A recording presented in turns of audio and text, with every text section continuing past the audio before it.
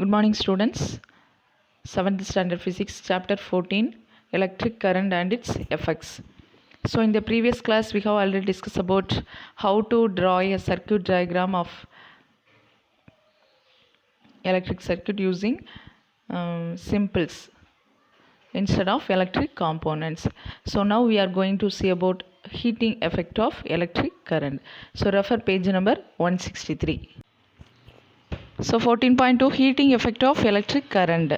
So activity 14.2 take an electric cell, a bulb, a switch and connecting wires. So already நம்ம circuit வந்து இதை வச்சு தான் நம்ம போட்டிருப்போம். அதே மாதிரி எலக்ட்ரிக் செல், பல்ப், ஸ்விட்ச் அண்ட் கனெக்டிங் ஒயர்ஸ் எடுத்துக்கணும். So make an electric circuit as shown in figure 14.9. This activity has to be done using only one cell. Keep the switch in the off position. So ஒரே ஒரு electric cell தான் நம்ம எடுத்துக்கணும். Battery, so combination of electric cell தான் battery. So battery 2 or 3 cells more cells நம்ம எடுக்கக்கூடாது. Only one செல் மட்டும் தான் இந்த ஆக்டிவிட்டியில் நம்ம எடுத்துக்கணும். So when the switch is in the on off position, the bulb is not glow. So touch the bulb. So now move the electric switch to the on position and let the bulb glow for a minute or so. And again touch the bulb. So what do you feel? Do you feel any difference? So after moving the switch back to the off position, touch the bulb again. So நம்ம என்ன feel பண்ணியிருப்போம், of பொசிஷனில் இருக்கும்போது bulb glow ஆகாது. அப்போ நம்ம தொட்டு பார்க்குறதுக்கும் பல்ப் ஸ்விட்சை ஆன் பண்ணிவிட்டு பல்பை வந்து ஒரு 2 or 3 minutes க்ளோ எரிய விட்டுட்டு மறுபடியும் தொட்டு பார்க்கும்போது அந்த டிஃப்ரெண்ட் அதுக்கு மறுபடியும் ஸ்விட்சை நம்ம ஆஃப் பண்ணிட்டு அந்த பல்பை வந்து டச் பண்ணி பார்க்கும்போது நம்ம என்ன டிஃப்ரென்ஸ் ஃபீல் பண்ணுவோம் அப்படின்னா கண்டிப்பாக ஹீட்டு வந்து கண்டிப்பாக நம்ம அந்த இடத்துல ஃபீல் பண்ணுவோம். ஸோ இதுதான் பேசிக். ஸோ இதுதான் heating effect of electric current. So activity 14.3 make a circuit as shown in figure 14.10. Take about 10 cm long piece of nichrome wire and tie it between the nails. So 2 nails, ஒரு thermocol sheet அது ஏதோ ஒரு something எடுத்துகிட்டு அதில் 2 nail fix பண்ணிவிட்டு அந்த நெயிலை வந்து எதால் கனெக்ட் பண்ணியிருக்காங்க அப்படின்னா ஒரு 10 cm லென்த் உள்ள ஒரு நைக்ரோம் ஒயரை வந்து அதில் கனெக்ட் பண்ணியிருக்காங்க. Nichrome or nichrome. So you can get nichrome wire from an electric repair shop, or you can use a piece of discarded coil of an electric heater. So touch the wire. Now switch on the. So இப்போ நம்ம circuit போட்டாச்சு. So இது ஸ்விட்ச் of பொசிஷனில் இருக்குது and electric செல்லில் இருக்குது. So இதில் வந்து பல்ப் கிடையாது. நம்ம வந்து என்ன பண்ணியிருக்கோம்னா நெயில் ஃபிக்ஸ் பண்ணிட்டு அதில் நைக்ரோம் ஒயராக ஃபிக்ஸ் பண்ணியிருக்கோம்.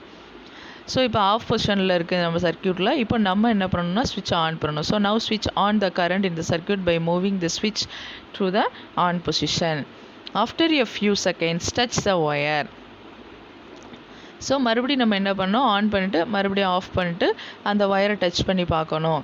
ஸோ ஸ்விட்ச் off the current, touch the wire again and after a few minutes.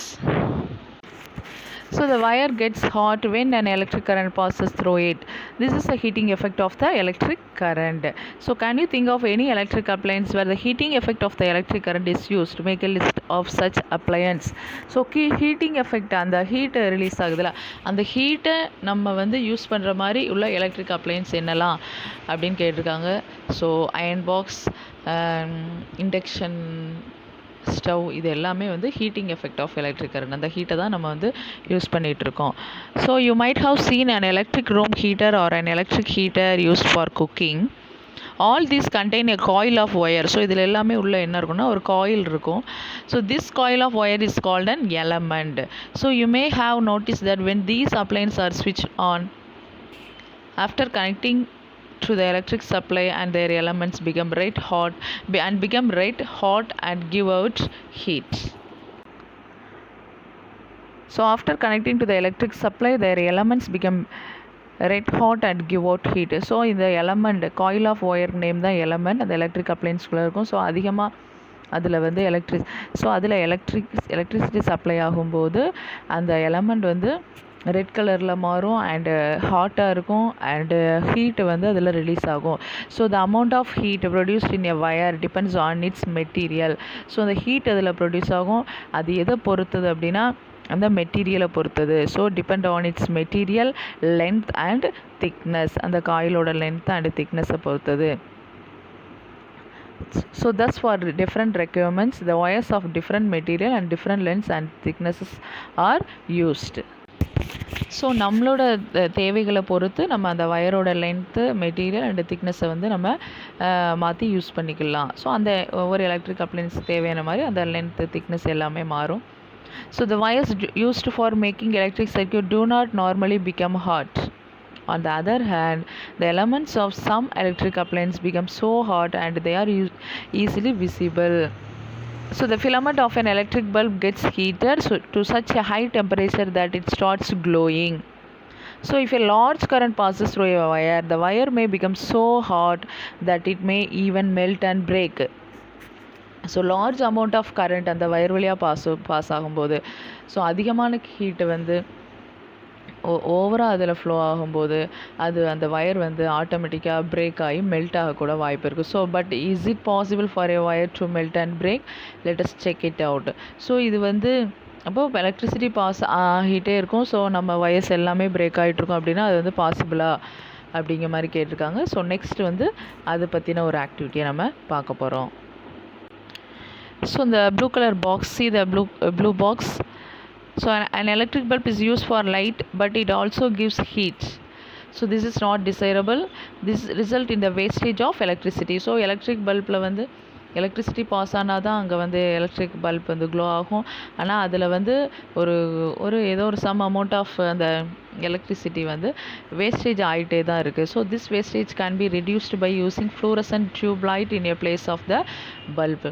So இந்த மாதிரி வேஸ்டேஜ் கரண்ட் வந்து அதிகமாக வேஸ்ட் ஆகக்கூடாது அப்படிங்கிறதுக்காக தான் இப்போ வந்து நம்ம அட்வான்ஸாக ஃப்ளூரசன்ட் டியூப் லைட்ஸ் வந்து அதாவது சிஎஃப்எல் காம்பேக்ட் ஃப்ளூரசன்ட் லேம்ப்ஸ் அப்படிங்கிறத நம்ம யூஸ் பண்ணிகிட்ருக்கோம். அதோட யூஸ் என்னென்னா கம்மியான கரண்ட் ரிசீவ் பண்ணி நமக்கு அதிகமான லைட் எனர்ஜியை வந்து கொடுக்கும். ஸோ இந்த இடத்துல வேஸ்டேஜ் ஆஃப் எலக்ட்ரிசிட்டி வந்து ரொம்ப கம்மி.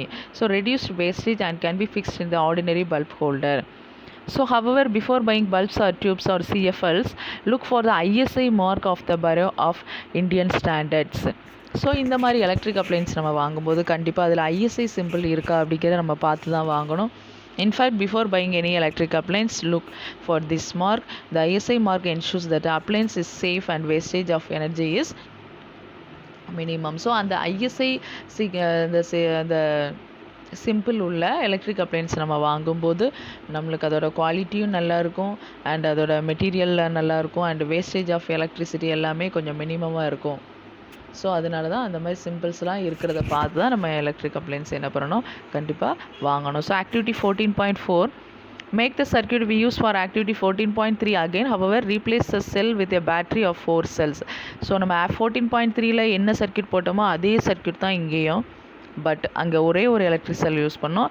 இங்கே அந்த ஒரு செல்க்கு பதில் 4 செல்ஸ் வந்து யூஸ் பண்ணுறோம். ஸோ அந்த நைக்ரோம் ஒயர் அந்த ஆக்டிவிட்டியில் also in place of nichrome ஒயருக்கு பதில் tie a thin strand of a steel wool. The steel wool is commonly used for cleaning utensils and is available in grocery shops. So அந்த steel wool வந்து நம்ம அட்டென்சில்ஸ் clean பண்ணும்போது அந்த steel wool use பண்ணுவோம். R grocery ஷாப்ஸில் கிடைக்கும். அந்த steel wool-ஐ வந்து அந்த நைக்ரோம் ஒயருக்கு பதில் நம்ம யூஸ் பண்ணுறோம். And if there are any fans in the room, switch them off. Now pass the current through the circuit for some time. Observe the strand of steel wool carefully. Now what happens? Does the strand of steel wool melt and break? So nichrome wire இருக்கும்போது நம்ம electric current pass ஆகும்போது அது வந்து heat ஆச்சு. And இந்த steel wool இருக்கும்போது அதே மாதிரி எலக்ட்ரிக் கரண்ட் பாஸ் ஆகும்போது அந்த ஹீட்டோட கெப்பாசிட்டி அதிகமாக இருக்கிறதுனால அந்த wool ரொம்ப லைட் மெட்டீரியல் அப்படிங்கிறதுனால அது ஈஸியாக என்ன ஆயிரும் அப்படின்னா மெல்ட் ஆகி பிரேக் ஆயிரும். So wires made from some material melt quickly and break when large electric current are passed through them. So wires இருக்குது அப்படின்னா சில மெட்டீரியல்ஸால் நம்ம பண்ண அந்த ஒயர் வழியாக நம்ம எலக்ட்ரிசிட்டி பாஸ் பண்ணும்போது அது வந்து என்ன ஆகும், large amount of electric current அந்த இடத்துல பாஸ் ஆகும்போது அது மெல்ட் ஆகி பிரேக் ஆயிரும். So these wires are use for making electric fuses. So அந்த மாதிரி ஒயர்ஸை தான் இந்த எலக்ட்ரிக் ஃபியூசஸில் நம்ம யூஸ் பண்ணுறோம். ஏன் அப்படின்னா, ஒருவேளை அந்த மெட்டீரியல் ரொம்ப ஸ்ட்ராங்காக இருக்குது, எவ்வளவு எலக்ட்ரிக் கரண்ட் வந்தாலும் அது மெல்ட் ஆகாது, பிரேக் ஆகாது அப்படின்னு உள்ள மெட்டீரியலை அந்த இடத்துல நம்ம யூஸ் பண்ணிட்டோம் அப்படின்னா, ஃப்யூஸ்லாம் நீங்கள் பார்த்துருப்பீங்க, உங்கள் வீட்டில் இருக்கும். ஸோ அது எல்லோரும் ஃப்யூஸ்னால் என்னன்னு கொஞ்சம் தெரிஞ்சு வச்சுக்கோங்க. ஸோ அந்த ஃப்யூஸில் இந்த பிக்சரில் கூட இருக்குது 14.4ல். ஸோ அந்த ஃப்யூஸில் நம்ம குவாலிட்டியான எவ்வளோ எலக்ட்ரிக் கரண்ட் பாஸ் ஆனாலும் அது மெல்ட் ஆகாத ஒரு மெட்டீரியல் அந்த இடத்துல ஒரு வேளை நம்ம யூஸ் பண்ணிட்டோம் அப்படின்னா, எவ்வளோ எலக்ட்ரிக் கரண்ட் வந்தாலும் அது வழியாக ஃப்ளோ ஆகிட்டே தான் இருக்கும். நம்ம வீட்டில் உள்ள எலக்ட்ரிக் அப்ளையன்ஸ் எல்லாத்துக்கும் அதிகமான large amount of electricity pass ஆகும். ஸோ இது எலக்ட்ரிக் அப்ளையன்ஸ் எல்லாம் டேமேஜ் ஆகும். ஆனால் அந்த ஃப்யூஸ் இருக்க இடத்துல நம்ம large amount of electric current pass ஆனால் மெல்ட் ஆகக்கூடிய ஒரு மெட்டீரியல் அந்த இடத்துல நம்ம யூஸ் பண்ணும்போது, நம்ம கரண்ட் அதிகமாக ஃப்ளோ ஆகும்போது ஆட்டோமேட்டிக்காக அது மெல்ட் ஆகி பிரேக் ஆயிரும். அண்டு கரண்ட்டு நம்ம வீட்டில் எந்த எலக்ட்ரிக் அப்ளையன்ஸுமே பாஸ் ஆகாது. அண்டு நம்ம எலக்ட்ரிக் அப்ளையன்ஸ் எல்லாம் சேஃபாக அது வந்து ப்ரொடெக்ட் பண்ணிடும். ஸோ அதனால தான் இந்த ஃப்யூசஸ் எல்லாம் இந்த மாதிரி வயசை யூஸ் பண்ணுறாங்க. So in all buildings, fuses are inserted in all electric circuit. There is a maximum limit on the current which can safely flow through a circuit. If by accident the current exceeds this safe limit, the wires may become overheated and may cause fire. If a proper fuse is there in the circuit, it will blow off and break the circuit. A fuse is thus a safety device which prevents damages to electric circuit and possible fires. So fuse அப்படிங்கிறது ரொம்ப முக்கியம். அது ஒரு safety device. அது நம்ம வீட்டில் உள்ள electric circuits and எல்லாத்தையுமே அதிகமான அந்த லார்ஜ் அமௌண்ட் ஆஃப் எலக்ட்ரிசிட்டி எப்போவுமே அந்த large amount of electricity pass ஆகுது. எப்போவாது அந்த மாதிரி பாஸ் ஆகும்போது இது ஆட்டோமேட்டிக்காக மெல்ட் ஆகி பிரேக் ஆயிரும். அப்படிங்கிறனால சர்க்யூட் இன்கம்ப்ளீட் ஆகும். ஸோ நம்ம ஹவுஸில் எல்லா கனெக்ஷனும் கட் ஆகும். ஸோ மறுபடியும் நம்ம இந்த ஃபியூஸ் ஒயரை மாற்றும் போது தான் எலக்ட்ரிசிட்டி பாஸ் ஆகும். ஸோ இந்த மாதிரி ஒரு யூசஸ் இந்த ஃபியூஸில் இருக்குது.